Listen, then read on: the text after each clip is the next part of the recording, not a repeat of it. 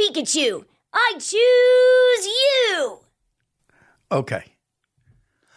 Pikachu, I choose you. Sorry, Piglet.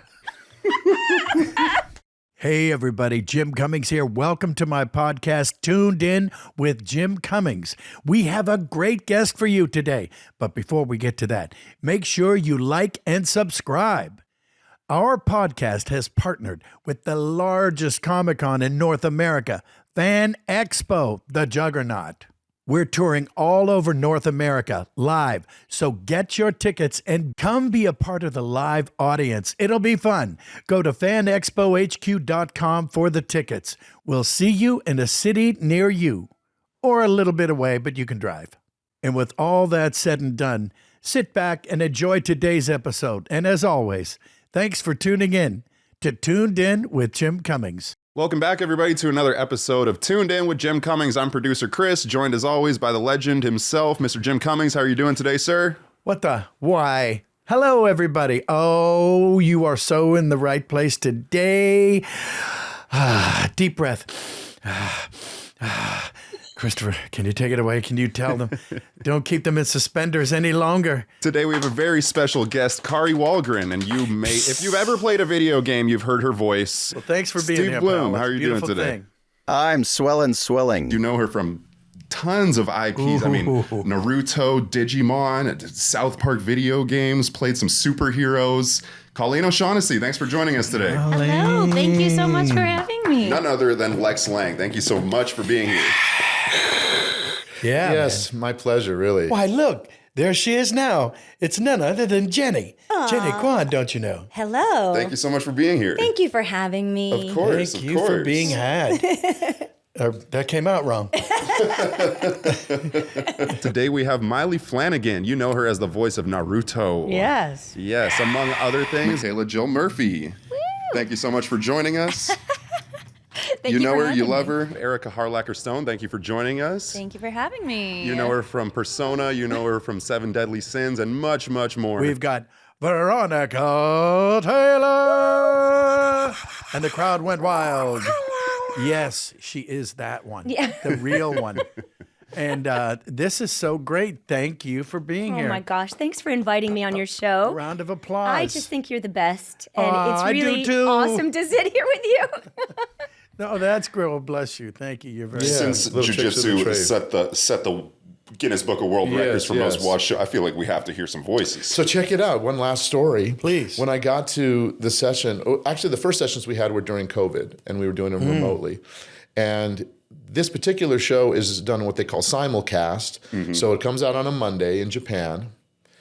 It goes to the English adaptation writer on Tuesday, which is basically a guy who's going to take the literal translation and adapt it so that the mouth flaps fit the English. For example, in Japanese, the good morning is ohayo gozaimasu. So in the Japanese animation, it's bup, right? Well, good morning is way Just short doesn't- for that. Oh, It doesn't I fit. know that problem. Yeah. So they have to, the adaptation writer has to write, hey, everybody, good morning, or whatever. They've To fill make it it in. fit. Fill it in, yeah. And so that happens on Tuesday. Wednesday, the director gets that piece, that new script, and then we record from Wednesday to Wednesday. And then on Wednesday, they turn it into Crunchyroll or whoever's playing it. And then the following morning, the English dub comes out. So when I did the first session, I said to the director, well, tell me about this character. Like, is he a good guy or a bad guy? And he goes, I don't know. And I was like, okay. Okay, that helps. And the version, I played two versions of this character. One is named Suguru Geto, and he's like he's a sorcerer guy. But then later he dies and he gets possessed by this brain entity that is named Kenjaku. And Kenjaku, when he's in the same body, but he has this giant scar across his forehead. That's how you know which one's which, right? So season one was this character named Kenjaku that the director didn't know about. He just knew about Suguru Geto, right? So I get there and I'm like, what's the scar across his head about? And he goes, I don't know. Had a bad night. I was like, wait a minute, you don't know what the character is and you don't know. So what do you want me to do with my Sure, voice? it's the right guy. Yeah. You sure I'm even playing this guy? I said, what do you want me to do with the character's voice? And he goes, just kind of use your own voice. So I'm like, okay, I can do that. But is he like gosh. good or bad? I Like, hate that. where am I like skewing to? It's Right. like, what's his motive in this show? And he goes, he's very mysterious. Just kind of keep him mysterious right now. And so I did like my own voice, almost like this, very mysterious for the first season. And then we did a movie right after that. And when I went in to do the movie a year or so later, there was a new director. And the movie was a flashback before he had the scar and he was still this older character, this other character, younger guy. And so I came in and I said, oh, wait, he doesn't have the scar. What happened to his scar? And the director goes, well, he's not Kenjaku anymore.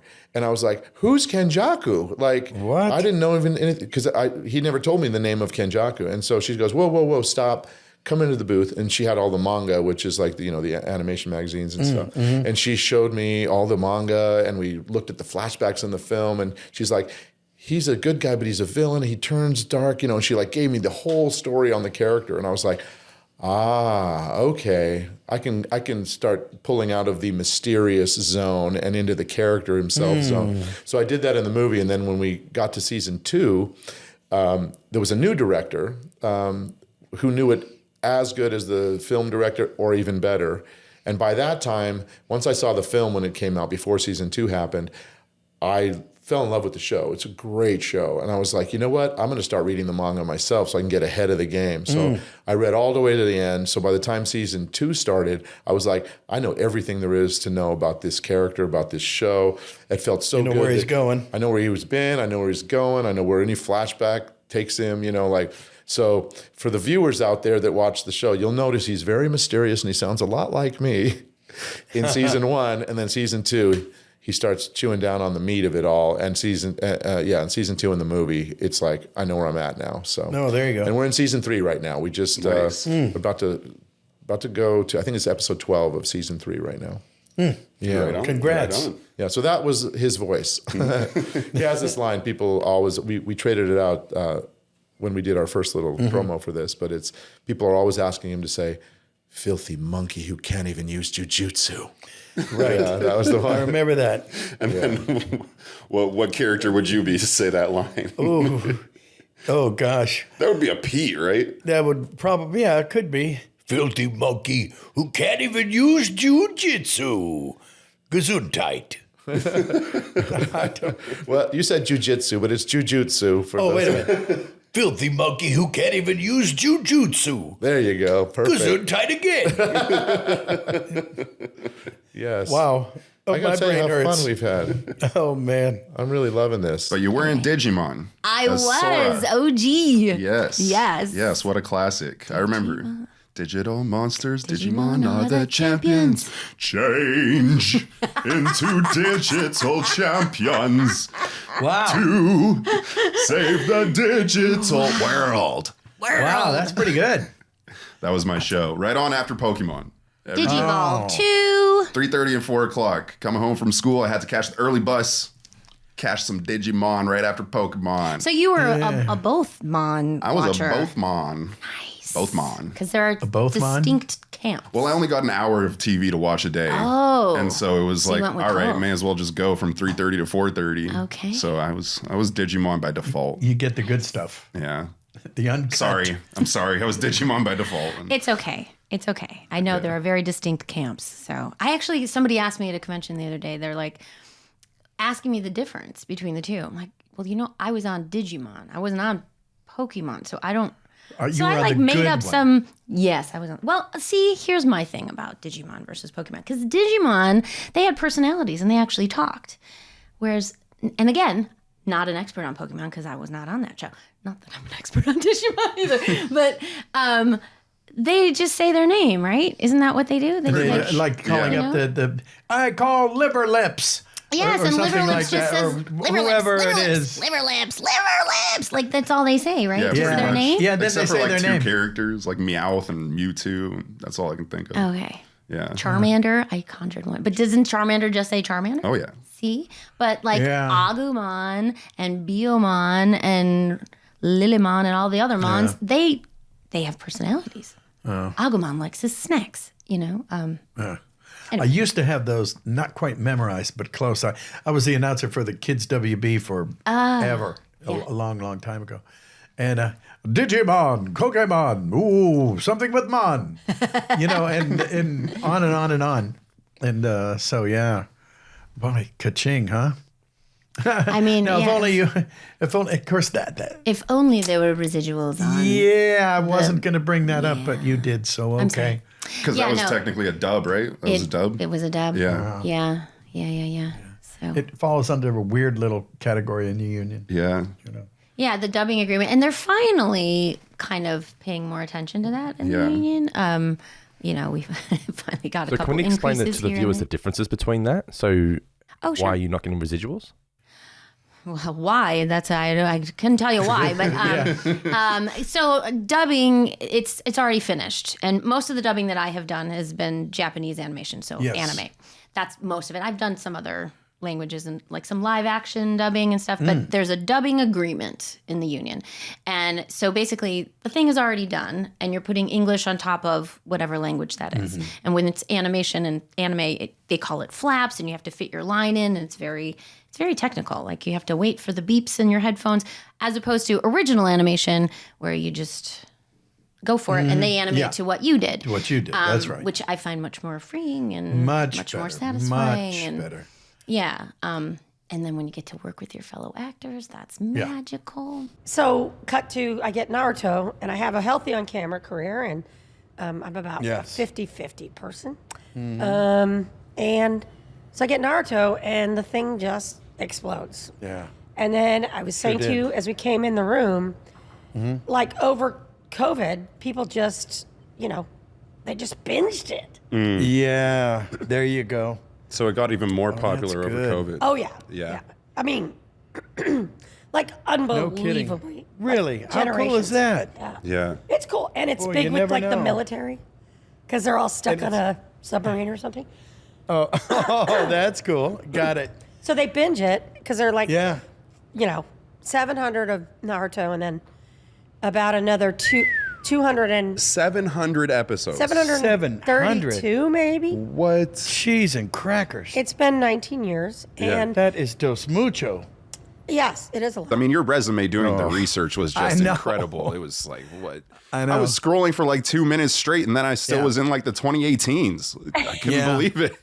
Yeah, we had to put more paper in the printer because. That's because I'm 100 years old, boys. Yeah. Yeah. Spike is a big one for me. Yeah. Spike changed my life in every possible way. So that was my first leading role.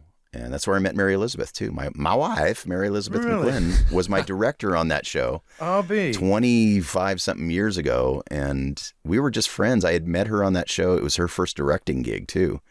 And so we kind of grew up together in the business as buddies. And you were Spike Spiegel. Spike Spiegel. Spiegel. It's the Jewish version. The catalog. Yeah. That's Spike great. Spiegelman. Hi, how are you? Have a bagel. That's wonderful. Yeah. Spike Spiegel, the bounty hunter, is a space bounty hunter. So Yeah. Well, Which is, you've gotten around. I mean, you've been on a lot of screens, man. well, you got to sleep around to car. be successful in this That's business. true. Jim. You That's know so that. true. Yeah. Do we have to tell everybody that there was a little cartoon show that you've been associated with that has been struggling by, Yes. and it seems to be doing well? Yeah, I was on Pokémon for the first 8 years of the show. So I played Ash, May, and Ash's mom, which was very exciting, and a bunch of other, as we all do, a bunch of other characters. But because of being on Pokémon, which was such a normal job amongst many other normal jobs. No, it wasn't, honey. Well, in terms of not normal like when at you all. go to work. Oh, okay. But because of that, I've gotten to travel around the world and also. Sorry. Technical difficulties. We're getting a Hello, transmission from the mothership. I hope they don't beam us up because we've got a lot to talk about. That's right. But I've gotten to travel all over the world and meet so many people. In fact, I've seen kids when they were 10, and I see them now with their children. And it's been, I don't know, just in that sense, the thrill of a lifetime and such an honor. I agree. Yeah, I've got a lot of those. I bet you do. Yeah, My that's gosh. very, very sweet. I'm going to my jump in gosh. here because I'm really Please. intrigued by your career. And a lot of the people that we have on this podcast who are voice actors, you kind of start to recognize like circles of like who is hiring them. You know, there's like the anime people, there's the video game people, there's kind of like the adult cartoon people. And looking at your career, you've kind of infiltrated like every single one of those circles. I mean, with American Dad and, you know, from that to then Disney to then, you know, Mortal Kombat, you know, you're in all these different franchises. And literally, like, I'm looking through and I couldn't like name a major video game franchise in the last 2 decades that you weren't part of, at least. And so, you know, from my knowledge of kind of a little bit behind the scenes, like, you must be a very likable person, or you must have an amazing agent, or both. Because and she's very talented. Able to navigate all those different, because they're circles of people. I'm sure you both know that, you know, it's circles of people, and not a lot of people get to experience all those different circles, but it seems like you have. And I'm curious what led to that. I mean, it's very impressive from my viewing. It's like kind of crazy that you've kind of had your hands in all these different pots, so to speak. Well, first of all, thank you, Chris, because I think that's kind of the nicest compliment that you could have given me. And you're right. Like, they are such different worlds. So, you know, I do know a lot of people that primarily work in video games, or primarily work in anime, or primarily just do US adult animation. And I have been very fortunate to get to work in kind of all of those fields. You know, I think part of it was my first big job and I didn't know it at the time, when I first moved to LA, like in my first year or year and a half or so, I was answering some actor ad in Backstage West, and they said that they were hiring for a new animated project. And I auditioned. They liked me. They said, we're going to bring you back for a callback. We just want you to watch these scenes. You're not going to understand what it is because it's in Japanese, but just see if you can kind of capture the character. And I ended up booking that role. And it was Haruko in this anime show called FLCL, which had it ended up having a huge cult following in the US, and still to this day is one of the things that I sign the most of at conventions. Wow. So it's been really cool to, over the decades, meet people that were like, because the whole show is a metaphor for a young boy going through puberty. So it's very cool to meet these people that are like, oh my gosh, I was a young boy going through puberty and got introduced to this anime. Gosh. So I don't think that, you know, a lot of my friends that primarily do anime, they're huge fans of the medium and they're really targeted on getting into that. And I kind of fell into it through an audition and then started auditioning for other anime roles. But I knew that I also really wanted to work for Disney and Nickelodeon, and some of the US companies. And so I did hit a point where I was doing a lot of anime, and my agents at the time were saying, listen, we really believe in you, but you're doing those projects so much that we can't get your auditions in for the other things. So I actually that's a nice problem, though, as far as problems go. You're working too much to audition. Well, okay. So it was very tricky in my particular case, and this is not everybody's path, but in my particular case, I had to really back off the anime work that I was doing for a while and really focus in on auditioning for these other companies. Sure. And so I started to get, you know, a tiny guest spot here and there, and I've, you know, had radio spots over the years and some commercial VO as well. But then I was booking like 1 or 2 little guest spots. And then Super Robot Monkey Team Hyperforce Go was my first Disney show that I booked as a series regular. But the thing that's interesting is that it was influenced by anime. So I showed up at the first recording session for that, and one of the guys was wearing an FLCL t-shirt. No way. Of the anime show that I had done. And he was like, no way. I was totally inspired by this show. So it's been a very interesting full circle thing for me. And then video games kind of started trickling in as well. And then, you know, after a while, after a certain number of years, many, many years, people were like, well, you don't really need to do anime anymore. But that fan base has been so wonderful to me. Yeah, and well, they're very loyal, right? They're so loyal. And so I really try to at least keep my foot, like one project whenever I can. And, you know, just even if it's some woman or passerby or kid in the crowd or something, I'm like, yeah, I want to be able to just kind of keep my foot in there just as a thank you to that fan base. So I don't know, knock on wood. And we record it very differently. You know, the recording process for anime is different because everything has been pre-animated. Yes. And so you're doing a lot more technical syncing to picture. Can you describe that for people? Because they're not going to know. They think we just sit there and but with anime, it's quite different. It's quite different. So the difference is if you're recording an anime show like Dragon Ball Z or Pokemon, those are two that people would be like, oh, okay. Oh, sure. So it's already been created. It's been released in Japan, in Japanese. So basically we are dubbing everything into English. So I will be in a room by myself with a big monitor and you'll hear beeps and it'll be like beep, beep, beep. And on the fourth imaginary beep, you start talking and you have to fit whatever's in your script into the character's mouth lip flap movements. So if the character goes, you can't say, I love you, I've always loved you, and I'm going to love you to the end of time. You have to say, I love you, because that's how it's animated. Yes. Whereas if Jim and I do an original recording session for like Disney or something like that, we record our lines first, and then they animate to us. To that, right.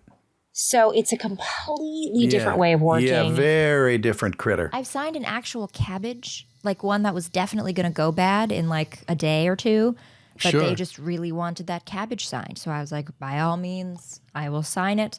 Somebody had like autograph pants, so they were like white jeans, and so they just had everybody pick a spot. Cool. But the only spot left really was like on the butt. So I was like, lean over, just we got this is the open real On the estate. butt, Bob. People have given me a lot of things. I don't collect a lot of stuff like Pokemon related things, but I do have cards. We live in a small apartment, so we can't have much more. We've got us and our books, and we've got a lot of books. I mean, I got crap. I got a fucking giant sword in here.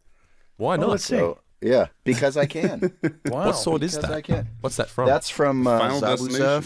Of course. from Naruto. Yeah. Naruto. And then, Is it weird when people have a crush on your voice? I'm sure you've got that before. Yeah, and then Played they many meet you and they love go, now I interests, really many- have a many crush. cute little characters, sexy characters. I'm sure people come up to you and they're like enamored by just the voice.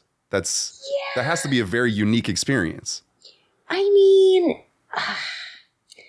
you know, with female characters, a lot of times they're also animated or drawn, you know. They're animated in Drawn such a way together. that it lends Appeal to itself the male gaze. to appeal to the male gaze. So yes, there have been some crushes.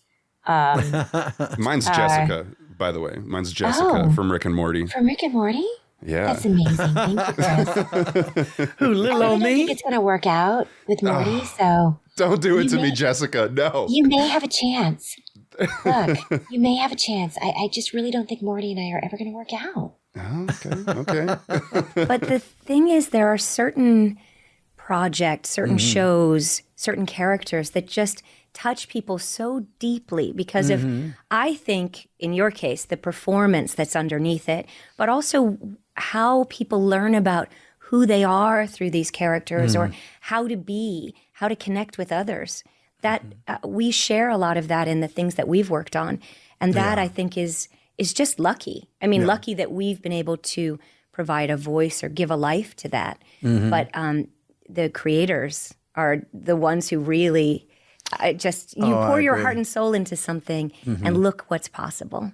Oh, that's so true. So then Naruto kind of exploded. Boruto followed it, and I keep yelling the same things in video games for like, I don't know. I think I'm probably I used to know the exact number, but I think I've done maybe almost 60 video games as Wow. Naruto, saying pretty much the same thing, Holy.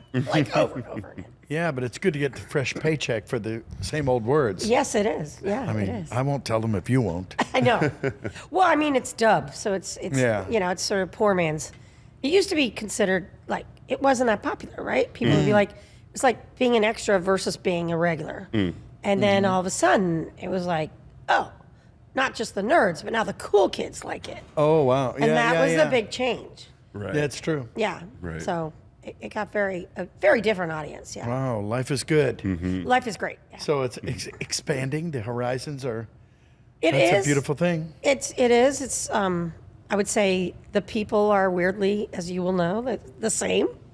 Yeah. Don't you think? It's like just yeah. with different accents. Sure. Oh, that's true. That's true. What's keeping me the busiest? Definitely still Avatar: The Last Airbender fans. Yes. Y'all are crazy in the best way possible, but they just keep loving the show. I kind of thought it was Yeah. going to be this, like we revisited it and like it was so good to rewatch, and then everyone just like goes back and continues watching other things, and then they keep liking this show. So that's pretty cool. Yes. I was just gone for 5 weekends in a row, one of which was the Louisiana trip. But it was, I'm so tired, but like it was also very cool. Yeah. And I was like, this is nuts. Yeah. So that's keeping me probably the busiest. Next year's the 20th anniversary of the premiere episode. So that's a pretty Really? big moment. Yeah. I did not know that. Yeah. It's pretty If only I were nuts. a little more present in that show, I'm sure they would have bothered to tell me, but Yeah. no. And you've been involved since the beginning? Yes. So I've technically cool. been involved kind of only in the beginning. So the original show is 3 seasons.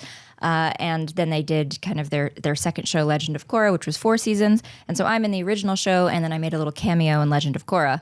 And then all this time passed, and they made comics. And then like the last couple years, Avatar Studios kind of was created at Nickelodeon to make more Avatar content. But like all the movies and new like episodes of series and things that they're doing, I'm not involved with as of right now. If they call me back for anything, I will happily show up. But as of right now, Those bastards. Well, we're as going of to right have now, to call. it's just We're going gonna to have be put in some phone calls. the OGs. I mean, hey, that, yeah. you know, they're trying to spread the love. It's a very Asian-based world, and so they're trying to kind of include more diversity, and like everybody's older and different, so everybody doesn't sound the same exactly anyway. Yeah, I was going to ask So- you, do you find it difficult to like keep up your childhood voice? We talked to Kathleen Hurlis not too long ago, Dora the Explorer. Yeah. And she said, it's kind of like, Getting harder.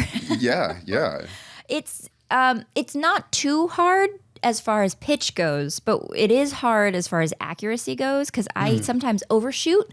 I make myself too squeaky or too high because I'm like, 12-year-old me, she's going to be so high pitched. But I'm really not. Like I listen back and I kind of don't have a super, I don't know, high pitched squeak kind of sound. So it's more like it's in good the that you back of my can throat. do it, though. Yeah, it's Because kind of that way- 12-year-old me sounds like this, and it's not super up here like this. Like it's finding a subtlety. So I have to like copy myself, which is a little strange. Yeah. But thankfully I can still do it. She's still in there. So Oh, gosh, yeah. that's good. Yeah, And then there was no anime yet when I started. It was Animes, just, yeah. they called it, when it first came out, they were calling it Japanimation. Yes, Really? I remember that. Yeah. I was just thinking that. I thought they'd call it Japanimation, yeah. Yeah. Well, when I first started, they were calling bip, bip, bip. That was Pong. Oh, right. That was the big. Exactly. Yeah, I was know. loving Pong when I was a kid. Yeah. I just dated myself. Great voice I know, acting but- in Pong. Yes. Don't miss it. Yeah. My high school, from 7th to 12th grade, every spring semester was just Shakespeare for our English courses. So Well, that wasn't very ambitious at all then. yeah. So you went the easy way. Exactly. Yeah. So I started off with the easy stuff. Yeah. And then Yeah, wound up in Macbeth anime. I don't know what happened there. Yeah. Did you have any idea what Pokemon was? Did they know it was going to be a big deal? Like, was it pitched to you as you've got to do this? This is going to be huge, or Oh no, gosh no. They did say that it was going to go on television. and none of us really believed it. I'd done other anime before, so None of us really believed it. yeah, nobody Like, believed where would it be? Yeah. just like wherever other anime went. On the radio, it to would a- be to not a- the same. No, it wouldn't. That's true. I don't know. Other things just went to VHS tape, you know. Oh, wow. Anime wasn't big. Anime No. wasn't big up until Pokemon Dragon Ball Z era. That's right. That was 1998. And so it aired in America in September of 98, and we auditioned in April something, or February, March, April, something like that. And I probably could look at my calendar and know, but it was just an audition. We watched a clip of the cartoon, and then they wanted our voices to get as close as possible to the original actors. And then I suppose mine was the closest. And we had a lot of callbacks. And then finally we started working on the first episode, and we redid it many times because they kept changing things and tweaking it. And then off we went. And then it aired in September, and then the rest was history. We had like mystery. 3 months off, and then found out that we had a second season, and then we went. So it was not glamorous at all.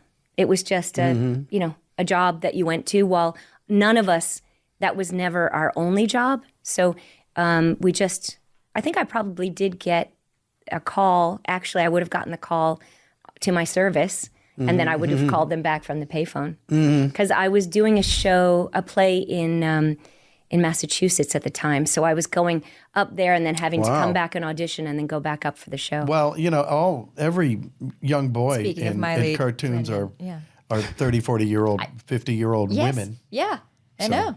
So that's why I'm like, at least I feel grateful. Like Toph, my main character from Avatar, is like 12 and kind of tomboyish.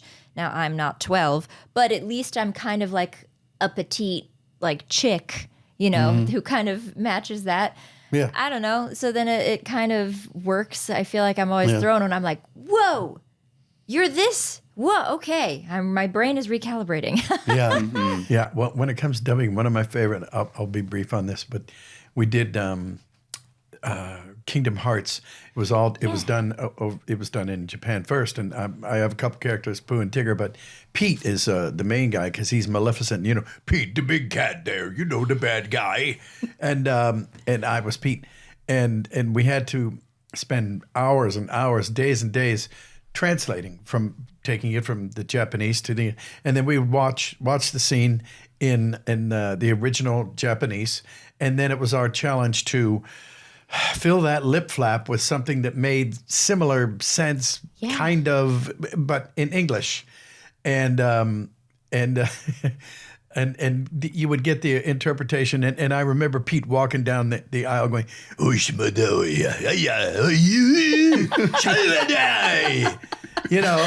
then the English translation is no way. Right. And I go, wait, whoa, can I embellish a little bit? Can I add a few syllables? So it's not the easiest thing in the world. It's not, and often there's rewriting on the spot because whoever got the translation is just, I don't know how they work and write the script for English, but it doesn't always fit. It's either sometimes it's written too long, sometimes it's written way too short, and so often you're just adding in really or very or like anything else, and then try to get the internal flap thing. Oh, their mouth closed. We got to get a word with an M that means the same thing as what you're trying to say, and it's just no problem there. Yeah, we got it. No, we'll just say okay. Yeah. Yeah. No. Yeah. Well, and the worst is when they're like, just slow it down. So then you don't sound like you're who talks that slow sometimes. And and I'm a fast talker, tend to be anyway. So like if I have a slower talking character, I have to really, you have to. I have to like kind of center myself and redo. But yeah, no, it's tricky. It's very tricky. Yeah, do. It's not an exact science. It's not. Except when it is. Yeah. Sometimes it's written perfectly and you're like, hey, that was easy. Yeah, I was good. I could read those words. And I don't think any of us knew in the beginning, Jim, you might have had a different experience because I started in anime where nobody was watching it except for the super nerds, the underground nerds. Yeah. But in in the anime world, we never thought anybody was going to watch dubbed anime because the otaku wanted to kill us for doing it. But in those days when we recorded these original anime shows, they were only available on VHS tape at Blockbuster Video for like $85 an episode. So it was a very small audience for this stuff, and we never thought anybody would be watching these shows at all. We just made stuff that we would have wanted to see.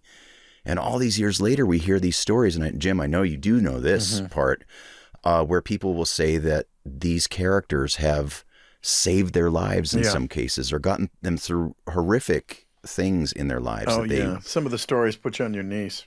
It's unbelievable. Yeah. And so I feel a big responsibility to try to help a lot of these kids through these hard times. Good for you. And listen to their stories. It's really important that we listen to their stories at the conventions too, because it's meaningful for them to be able to express that little piece of their life that they were able to start healing through this stuff. Right. Well, it's so gratifying when somebody says, well, you helped me through this, you helped me through that. And, you know, you know, Winnie the Pooh has got I've accrued a lot of those heartfelt stories, you know, that just people are touched and they, you know, it gets them through tough times. And you can't beat that, because all we're trying to do in the final analysis is entertain and have a good time and make sure that people, you know, warm their hearts. Yeah. And then once you find out that it does that and then more, it's heaven. I hit the ground running, and right at that same point, anime started. And I was right at the front door for that as well. And I did a lot of like really famous anime. But it was before. Did you do that in California? In California, yeah. Oh, yeah? Yeah, I was living in California from 1988, I think I moved. So I remember hearing that almost all anime back in the day was in Dallas or somewhere in Texas. Yeah, it was split between Los Angeles and Dallas. Yeah. There was Funimation was the company that was out in Dallas. And they got bought by Crunchyroll, and Crunchyroll, I think, got bought by Sony. I believe that's or Paramount, right? So they're pushing it hard now. Wow. Yeah, no kidding. Well, that's a hell of an intro. I know. I was really lucky because it just so happened that as video games were introducing more dialogue, and as anime was happening, and as Western animation was happening, I kind of had a foot and a hand in every pool, you know, and it was growing. And for a while, it was all segregated. Like if you were interested in anime, it would be, you got to go to an anime convention. If it was a sci-fi convention. And pop culture just kept coming together with all these things together. And now it's just like any kind of con. It could be an anime con, but you're going to find superheroes, you're going to find video games. You know, they call them Comic-Cons now, of course, you know. Yes. And apparently you can get comics there. Yes, you can get comics, like the original Comic-Cons, like San Diego Comic-Con, it was all about the art. Right. I have not dressed up in any character costume that I've done. Ever. I don't want to offend anyone, because some people have a favorite. I don't want to offend anyone by choosing. Well, besides, your best guy is a boy. That's true, but he wears a vest and pants and baseball hat. I do wear my baseball hat backwards. That's ashy. It is. That's like normal human though too. But that's way too normal. I know. You're gonna have to grease it up somehow or screw it up some fashion. I do something like that. My hair sticks out anyway, so I'm getting there. You too, huh? Yes. Oh my God. I'm not gonna lie, we had Veronica Taylor on here. She played Ash Ketchum when I was growing up, and like even like with all the knowledge and everything, like hearing her in person do that voice, it just sent me. I was like, what? Like, how is that sound coming out of your mouth? Like, that's like, no, that's Ash Ketchum. That's not you. What? Yeah. I choose grappling hook, or whatever. Right. I mean, hopefully choose by the time we cheese get to a certain omelet. age, we're like, that's a great skill. Yeah. Well, for sure. Right. Yeah. It's just like there's always that inner child, There's always that inner child reaction that you have. Oh my gosh. At least for me, Oh, yeah. Fan. Oh God, yeah. I heard that you can't even go to Japan because you'll just be so swarmed. Is that true? Can you tell us about that? I am not swarmed in Japan. No. I am really tall, so I feel like people are like, whoa. And I went to Japan for 3 weeks for my honeymoon last year. Oh yeah, congratulations. Thank you. Congratulations. Thank you. And while we were there, people would ask like, "Oh, what do you do?" And so I would say I was a voice actor. And then you said, whatever I want. Yeah, yeah. Well, and over there, like being a voice actor is like the coolest job you could have, you know? And so. Oh, we're going to Japan. Yeah. As soon as I said voice actor, everyone was like, "Oh my gosh, oh wow, that's so cool. Like, what were you in?" And I was like, "Well, I mean, I'm in the English version of." Yeah. But they didn't care. They were like, "Oh, you're in Hunter x Hunter. Oh my gosh, you're in Seven Deadly Sins, Demon Slayer." How cool. And it was really cool. That's neat. It was nice. Yeah, it was. It's super good to be cool. a rock star, right? Every now and then. Yeah. And I like people not really knowing who I am until I say something about it, because I don't want to be. I don't want people to come talk to me all the time. So it was nice. Yeah. Yeah. No, I agree. It's Yeah. like it's a weird thing because you don't want to feel like you're obligated to be on Exactly. at all. Yes. Yeah. Can we just call my 8 nieces and nephews? Yeah. I don't know. Maybe not right now. Yeah. Yeah, I've had instances where I like go to the grocery store and then there's a Persona fan at the checkout. Mm-hmm. And I'm like, I'm so happy to meet them. But also I'm like, oh my God, I was not prepared to meet a fan right now. Right, I need to start dressing better when I go to the grocery store. Oh, God. Yeah. And, I thought the same thing. Yeah. So I get a little anxious now that people have started. I think because I started doing YouTube stuff more, so people know what I look like more now. Well, I didn't know I was an actor when I was recording Spike. I was just doing it because it was fun. It was the one thing in my life that made me happy, doing the voice work.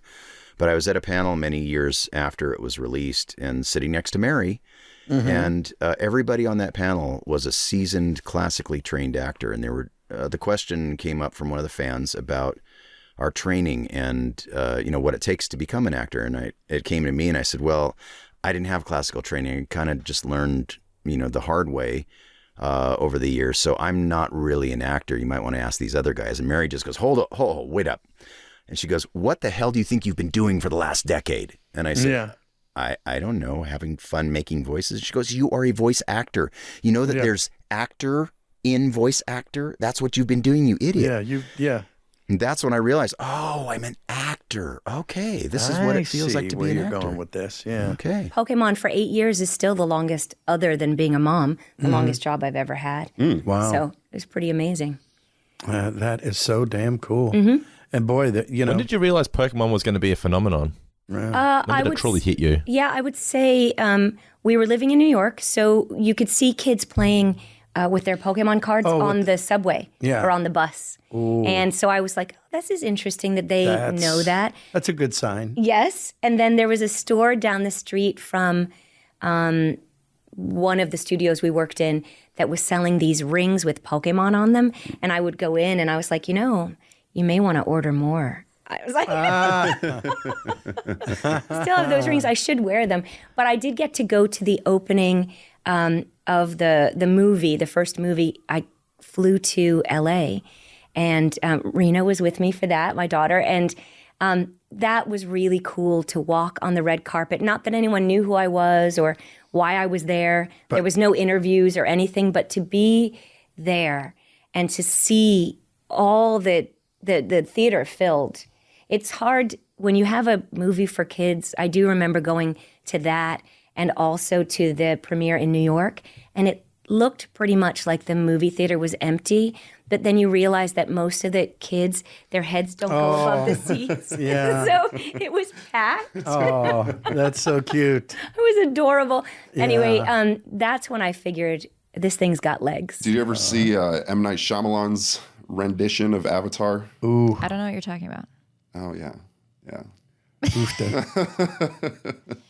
No, there was a funny poster that somebody brought at a convention once that had a picture of Judy from Ba Sing Se, but then the print on the poster just said, there is no movie in Ba Sing Se, which I thought was pretty funny. I was like, oh, that's clever. Good job, fandom. That's funny. There's an anime show that I'm on called Jujutsu Kaisen. Yes. That's the one we traded. We traded those lines. Right. But it's a phenomenon. It was voted, not voted. It was it won the Guinness Book of World Records for 2023 and 2024. as the most watched television show on earth. That's insane. Wow. That's And insane. So, and I play That's one of wonderful. the main characters, and or two of the main characters. That's great. Yeah, and so the call for me to be at these conventions has increased quite a bit. So I'm taking advantage of it. I'm riding the wave while there's waves to be ridden. You know. Wow, that is amazing. That's so cool. There was a guy named Vic Garcia who was casting for a Japanimation project. And it was a thing called the Guyver. It was one of the very first things to come out of LA. And they needed somebody who could roar. They needed monsters, these creatures called zoonoids. And we were all screwing around in the mailroom all the time. I was the only non-actor in the whole building because everybody in LA wanted to be an actor. Yes. I didn't care about acting at all. Especially in the mailroom. Oh, in the mailroom, yeah. Who cares? They were all actors. Right? But, I mean, yeah. And I didn't want any part of that. These guys were all talking about all the shows that they were doing in local theater and, stuff that they were working on, trying to get an agent. I just didn't care about any of that stuff. But he offered me free pizza if I would come to this audition on a weekend. wow, now you're talking. In this guy's treehouse recording studio. It was a rock and roller who built a recording studio in a treehouse. Wow. And we all, they brought like 20, 25 of us there to audition. And if we passed the audition, we'd go up into the treehouse and we'd record right there, right then and there. But they were so disorganized. We didn't even have the proper equipment. Everything was still reel to reel back then. They brought in a film Nagra to try to sync everything up. We had to physically carry up the equipment every day because it was all rented.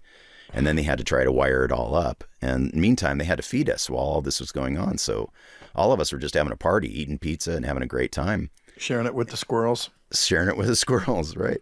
So finally I went up for my audition. I was terrified watching all these other actors who kind of knew what they were doing. And I had no idea. And they said, well, all you got to do is look at the creature on screen and roar when he rips the arm off of another creature and beat him with it. What would that sound like? And I went, oh, I can do that.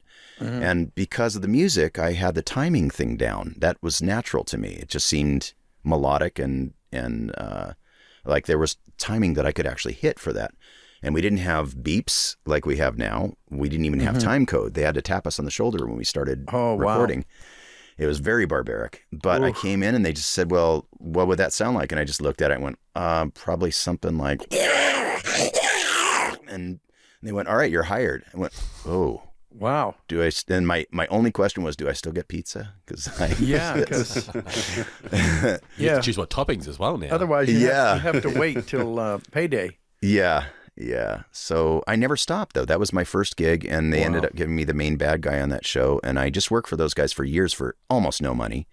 And eventually that led to Cowboy Bebop and then to many, many other things. So, Cowboy Bebop was the first kaboom. That was, well, it took many years because it wasn't popular in Japan when we recorded it. They didn't know what to do with the project. Actually, it was a throwaway thing because they tried to show it in Japan. They put it on the air out of order, so everything was out of context. They didn't quite know how to market it. Perfect. And so they said, well, we don't know what to do this. You guys can just have this really cheap. Here's the license fee. And so they bought this thing, and all the directors were really busy with other things. And so they called Mary, and they said, well, you've had some directing experience. And she said, in college. And they said, yeah, but, we'd like you to direct this thing. And she goes, all right, what is it? And then we looked at this thing, and it was like, oh, my God, this is really good. And they gave us time. They just left us alone. We didn't have any of the client in the room with us. It was just me and Mary and the engineer. Oh, wow. That's great, huh? And we all worked like that. And so we just took our time and made the show that we literally wanted to see. Yeah. And it sat there for a long time. And then a few years later, Toonami came around and we put it on the air on Toonami. And that's when it really hit its audience because Toonami was huge at the time. Yeah, that was big. Went to a worldwide audience, English-speaking worldwide audience, and blew up. It was crazy. And so from that point, I started getting a little bit of attention, and it was pretty cool. It was pretty cool the way that happened, and very, very unexpected. Where did you go to high school? Went to Buckley. Okay. Yeah. It's a little school in the valley. There's a lot of these little, Harvard, Westlake, Oakwood, whatever kind of places. So yeah, there were lots of industry kids that were coming in and out of Buckley. So. But yeah, Nancy Cartwright. She was one of the cooler people. People didn't really care about Avatar when I was there. Some people watched it. Some people thought it was cool. But like Nancy Cartwright was cooler. So like there were bigger names on campus than me. Well, I loved the animation. Yeah. I'm a big fan of the way things look, and I just thought it was great. The whole look of it. It was so arid, and it was such a cool. The whole thing was different. Mm-hmm. There were no, cute little talking bears or anything like that. Unfortunately. Misfortunately, that's right. But I just thought it looked great. Mm-hmm. I'm still into that. Yeah. It's a very pretty show. Very cool. I've appreciated Avatar a lot more as I've gotten older. Not that I had a complete disregard for it, but I was 12 with no cable TV, and I was like, oh, this looks really pretty, and like cool characters. This is a cool recording experience. Okay, cool. I gotta have a math test tomorrow. Like it was just different. Okay. Time. Ready. And I didn't watch the whole series all the way through, kind of start to finish, after I was done recording till college, maybe junior year or so. And I was like, I guess I should sit down and watch this again. It's been like a second. And I was like, where do I even find this? I guess I'll go to Target and get the DVD set. I was like, I don't even know where I'm supposed to get this. Well, everything is somewhere. Yeah, everything's somewhere. So everything is somewhere. Finally found it. Definitely these days. But now, I mean, every time I rewatch it, there's something that I can pick up on that I didn't quite catch the first time, or something that hits a little bit deeper, or just a new perspective. I mean, there's all sorts of little asides for the adults watching the show, which is why it's absolutely an all ages show that is kids friendly. But it's not just for kids. There's plenty in there. Yeah. There's plenty in there for the adults. Yeah, that's the best writing. Yeah. It really is. That's so good. Mike and Brian are very talented and good at what they do. And now they have a whole plethora of new content that they're creating, which is awesome. So perfect. I'm assuming that they're in their happy little wonderland. They're like, okay, we just get to keep making stuff, creating little worlds, creating new character trajectories. As long as they keep hiring you. Well, we'll see. There's that. Fingers crossed. That part I'm not in charge of at all, unfortunately. But I can take notes from them as far as how they created, and I don't know. I did get a degree in screenwriting, so perhaps it's you may time end up to being able to use that after all, right? Build my own little. What does my world look like? What is my avatar? Not really, but right. Kind of. So we'll see. Yeah. There's not in production right now, or are they? Which? With Pokemon. Well, not for me. So we got replaced. Pokemon USA took the show after season 8 and replaced everyone. They just said, we don't need you anymore. And so we all lost our jobs, and the show continued without us. The Ash arc of the show ended last year. So that Pokemon, as it existed when I was on it, is no longer. But Pokemon has created a new show now that started, I think it just aired on Netflix maybe a week ago, something from this. Whenever you're listening to this podcast. Right. This one won't be as airing. good as the one that you were in, obviously. Well, I'm going to just say, there's a certain je ne sais quoi when you have me on your show. I know her. Je ne sais quoi. All Pokemon, I don't know, it gets to your inner imaginative child. And so all of Pokemon is great. I just like to be involved in it. Yes. So, because I loved playing Ash. I loved his courage and his positivity. And I was pregnant the whole first season of Pokemon. And it was really amazing to be a gigantically large pregnant woman playing a 10-year-old boy and being able to leave all my cares behind. Yes. Even eventually as a mom of a toddler and on, to just let it all go and just jump into those sneakers and just be 10. Wow. So there's something amazing about that. There is. For all the characters that we play, you can lose yourself, especially because it's only voice. You're in it. You're in yourself, and you're watching the picture or just in your imagination while you're thinking of what the picture will be. So there's a great joy in that. It's hard, but there's a great joy in it. So I miss being on the show for sure. Yeah. Well, I think I'm almost positive that I was your announcer back then at the WB, Kids WB. I think you said were you doing Charizard. Oh, yes, for those WB, those interstitials. So brilliant. Yeah, those were fun. I think you were. Yeah, well, no. Yeah. but it was, that seems like golden times. It was amazing. And we were in New York and on the phone lines to do those interstitials. Right. And they were so funny. And so, the whole thing was just amazing. And for us in New York to be working with LA felt like this just got real, you know? Here we hit the big time. We're doing, you know, but it was just that whole Kids WB lineup was great. All those shows were so fun. We watched them even when my daughter was little and every Saturday morning. I know. I mean, I was like, okay. I mean, yeah, I know. Same. Now, who was your favorite? What were they called? That you had to call up? Do you mean for Pokemon? Yeah. Who's my favorite? Pikachu. Pikachu. Is that what you mean? Yeah, because Ash and Pikachu one were that all you could together. throw at somebody. And those Pokeballs. Pokeballs. Yeah, you just threw the Pokeball. And then you could catch those things. We now have a lot of crocheted ones that people have made. I know. So we can really throw them around the house. That's what I like to do, throw things around the house like a 4-year-old. But it is pretty great when you can have dessert first and throw things in your house when you're a grown-up. So a lot to look forward to. Try that at home, kids. Please try it at home. I have a question for you, Veronica. Yeah. When they decided to change the cast for Pokemon, was there any indication that that's what they were going to be doing, or was it just a complete shock? Complete shock. Complete shock. How did that feel? Oh, I don't think I'm over it still all these years later. We had been getting ready to do the 10th anniversary special, even though it wasn't quite 10 years in America. And we'd been getting ready for that. And then, the season was coming to an end. And then we were told that it was ending then. And we were all being replaced and that it was just over. So, there wasn't much, there was no ability to move on with the show, or I don't know. It was pretty crushing. Obviously, who was the production company? Who was 4Kids? 4Kids. 4Kids Productions. 4Kids. Okay. Yeah, they did Pokemon, Yu-Gi-Oh, Winx Club, Shaman King. Is that under Warner Brothers?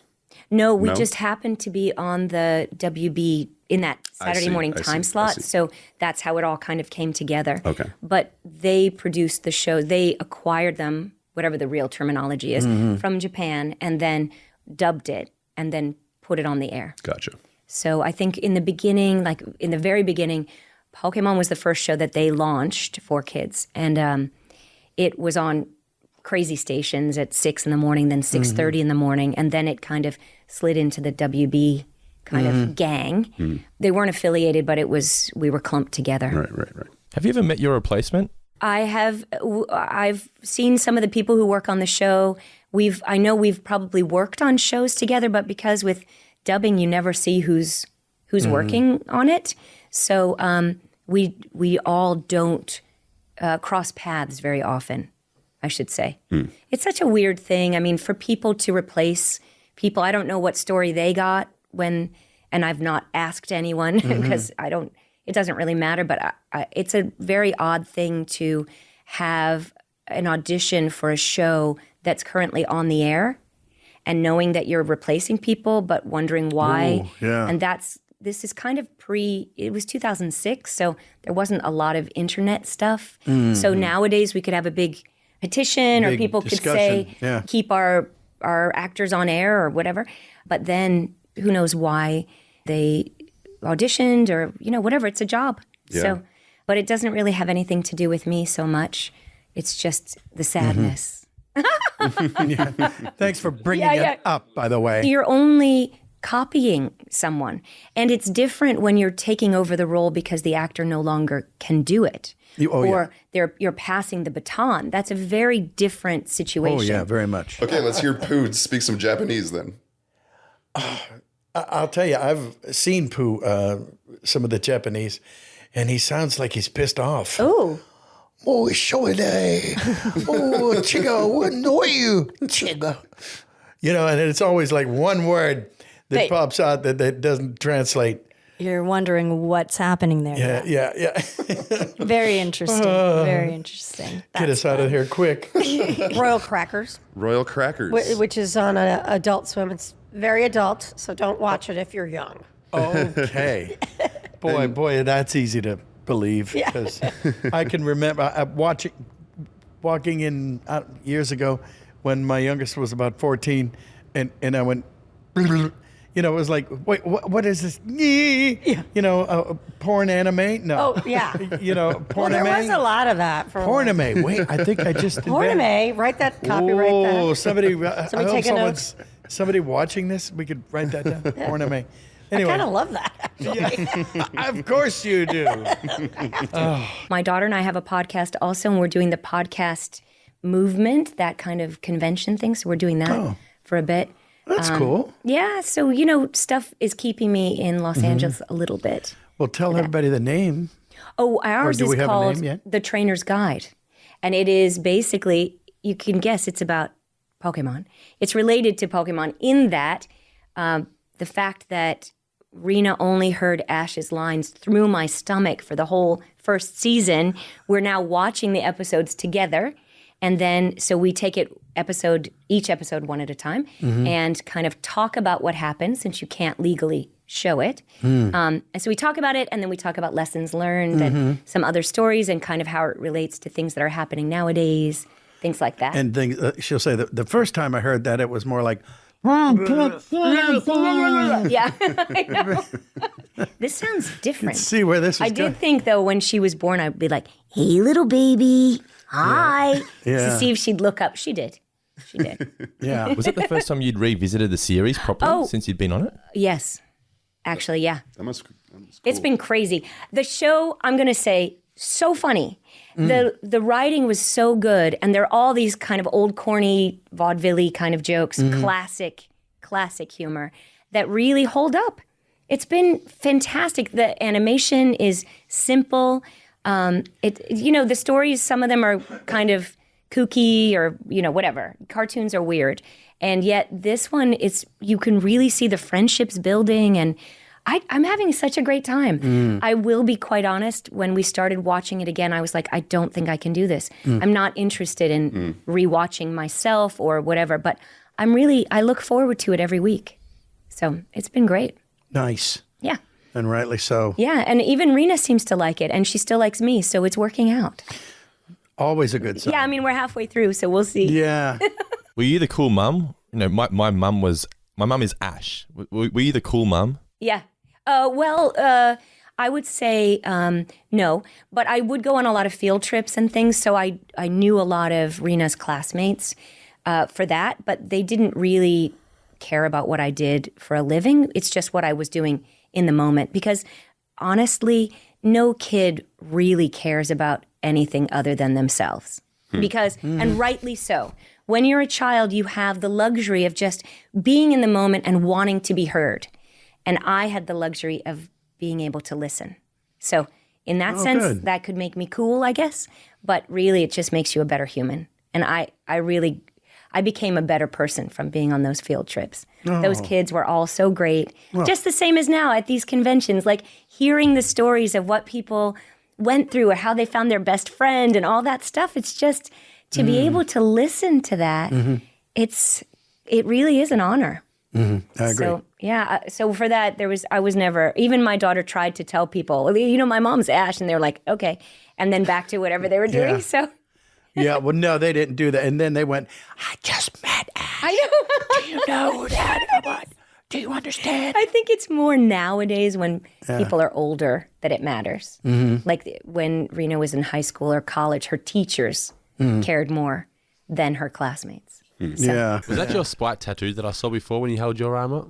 Oh, yeah, this is my spike tattoo. So There it that is, is the wave file for the word bang, which is the last thing he said in the series. And that's from Toonami. That's what Tom had on his chest from Toonami.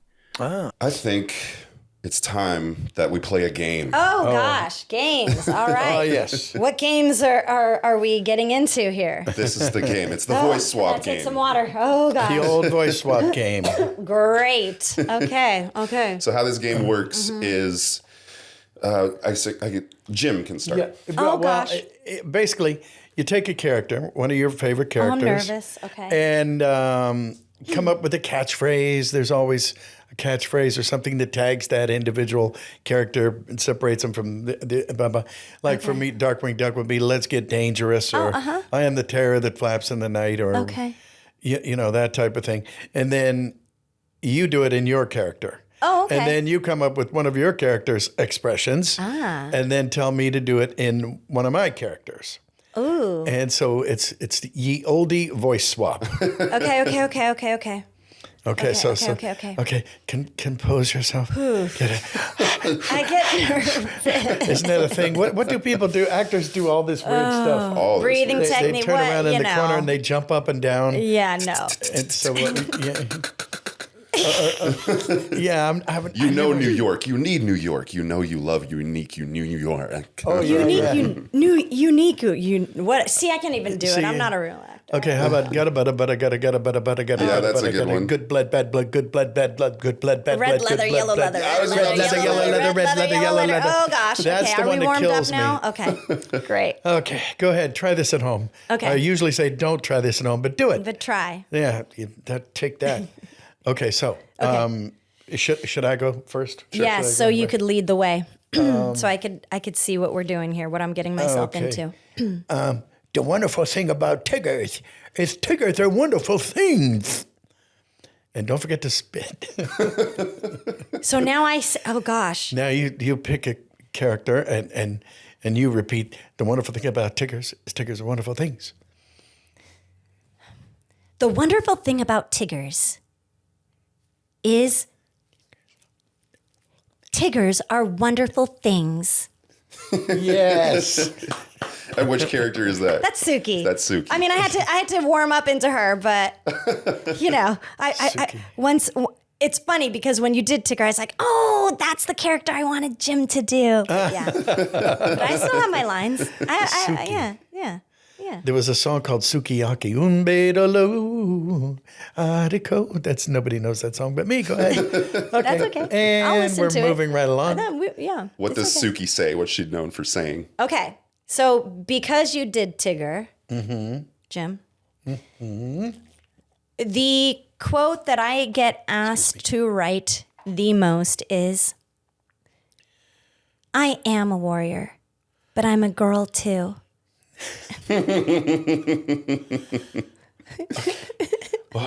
Wait, she didn't say mine quote. You have to say mine first. She did. I did.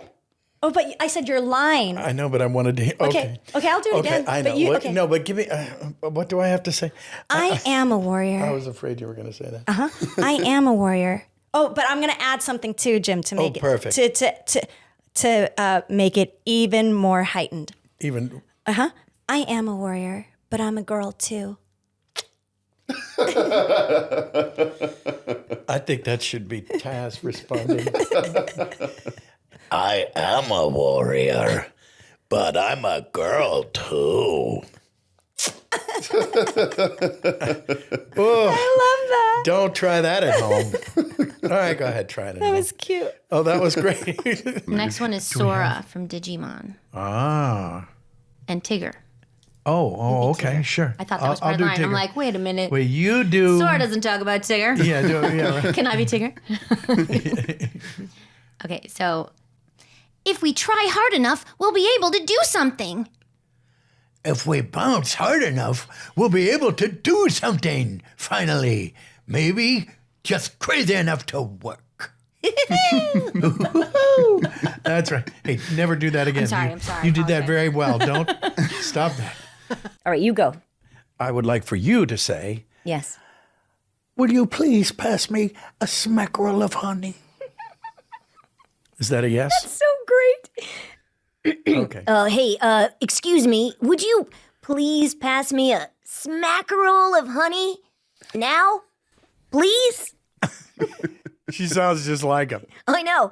I'm like Winnie the Pooh. Oh, would you please? That's like Ash trying to say. Yeah. Oh, excuse me. Could you pass me a smackerel of honey? Yeah, that's good. That's good.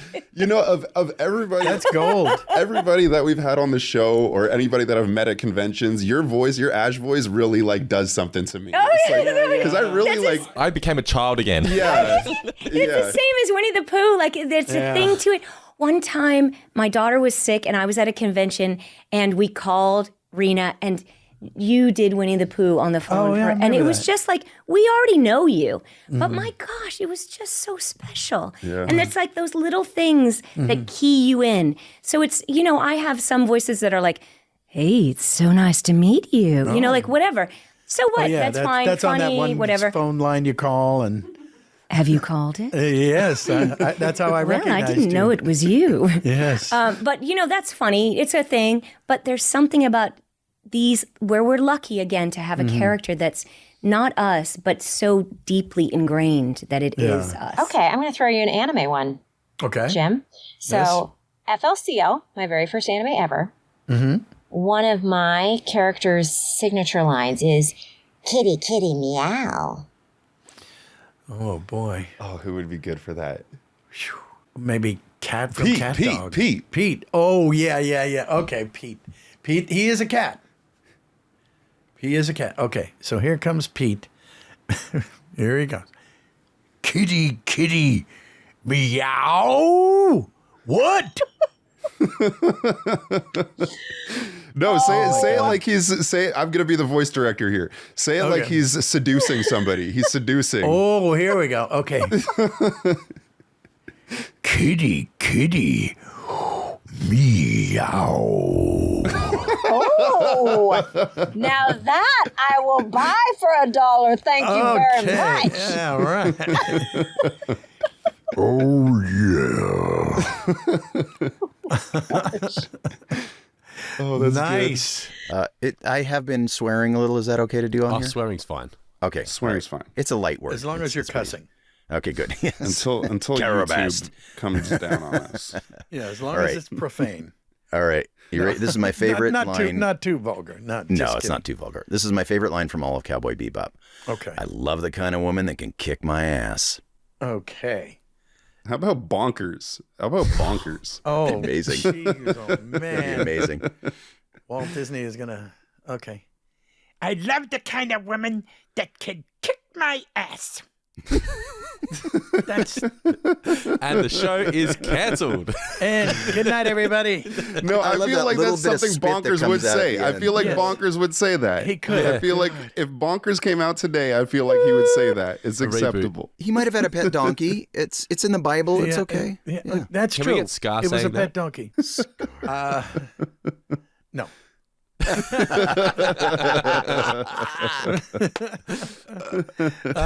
Yeah, I don't know. I love the kind of woman that can kickstart my etc. So be prepared. Oh, that was painful. Don't forget to remember, wherever you go, there you are. I don't know where I'm going. Believe it. That's pretty good. And then you want to give him a line and he'll say, for you me? sounded just Yeah, like yeah, me. All right, like, hey, what's up? Why don't you use your Rasengan anymore? Hey, what's up? Why don't you use your Uzi gun anymore? I meant to throw you. I said it right, didn't I? I You think that did, was yeah. it. Oh, okay, Yeah, good. yeah. Just checking. Well, thank you. we can dub it I feel later. much better. Okay. Right. That's Be flawless. good over. Q. That's another thing I like people do. That thing. Skips. Why? How's the mic? It's good, right? Yeah. It is. Thank you. See, nobody heard that because I didn't say it. Yeah. So. Pikachu, I choose you. Okay. Pikachu, I choose you. Sorry, Piglet. Because he would have to. He would have to apologize to Piglet. You would, of course, you would. I'm sorry too. Oh, dear. That's my terrible Piglet. Thank you. Don't worry. I choose you too, Piglet. Come on over. Pika Piglet. Piglet. I can't do that. I've never imitated those voices at home. I'm going to have to start. So the next time I come on, I can just do That's all right. my Disney characters. bad impressions. Bad impression. Well, that's good. Yeah, it's totally good. Thanks again so much for being here. This is great. Yeah, absolutely. I feel so lucky to be here. Thank you. Oh, no, that we are. Aw. Thank you so much for being here. Thank you, This was a everybody. great conversation. Well, thanks again. Yes, thank you. Yay.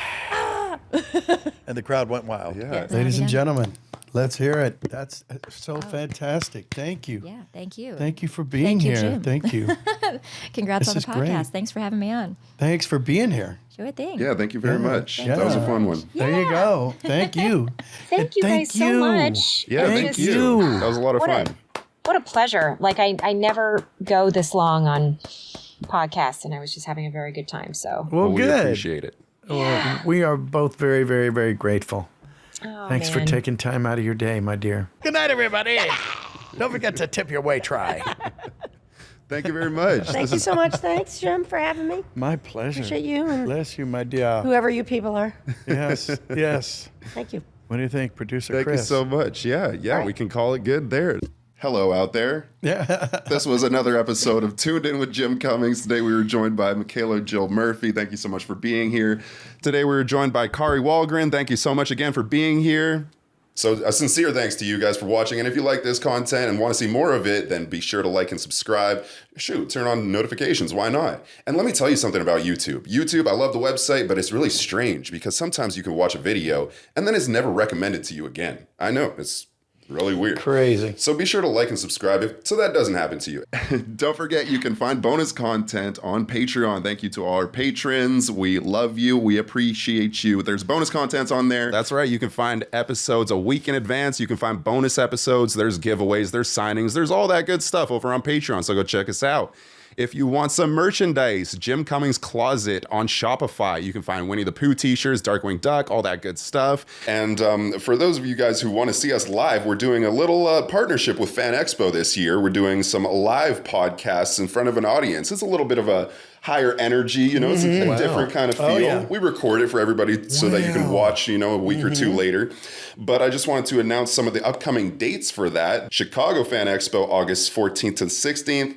Toronto, I believe that one's called WonderCon? WonderCon? Yeah, that sounds it's still right. Fan Expo, but I believe it's called WonderCon Toronto, August 27th to the 30th. Dallas Fan Expo, September 11th to 13th. And finally, San Francisco, November 27th to the 29th.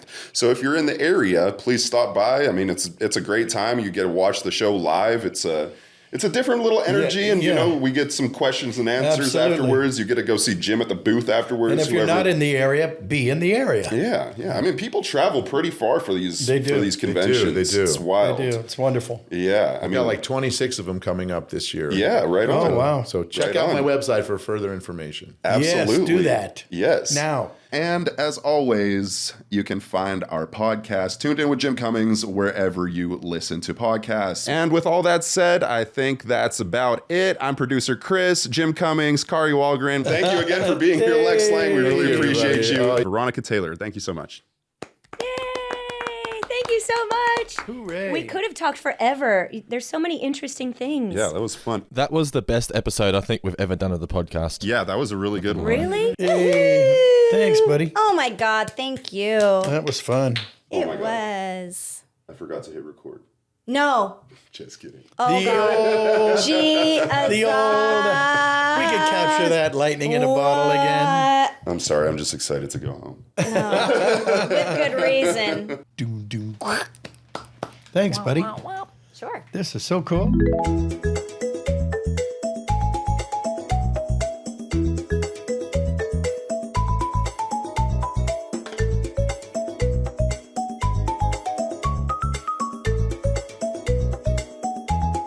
Before you head off, I think you need to give us one good bang, right? Yes. All right, you ready? Here we go. See you, Space Cowboy. Yes. I love it.